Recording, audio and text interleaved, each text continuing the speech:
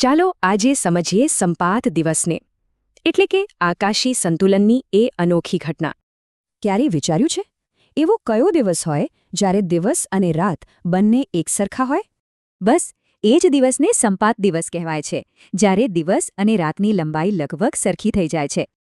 આ દિવસે દિવસ અને રાત વચ્ચે એકદમ પરફેક્ટ બેલેન્સ જોવા મળે છે. અને હા, આવું વર્ષમાં 2 વખત થાય છે. તો આવું થાય છે કેમ?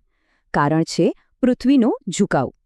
આપણી પૃથ્વી પોતાની ધરી પર થોડી નમેલી છે, પણ સંપાત દિવસે આ ઝુકાવ સૂર્યની સામે એકદમ સીધો હોય છે, કોઈ એક ગોળાર્ધ તરફ નહીં.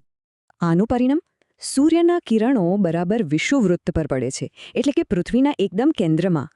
અને એના લીધે જ ઉત્તર અને દક્ષિણ બંને ગોળાર્ધમાં પ્રકાશ એકસરખો વહેંચાઈ જાય છે. બસ આ જ ગોઠવણને કારણે આપણને દિવસ અને રાત સરખા હોવાનો અનુભવ થાય છે.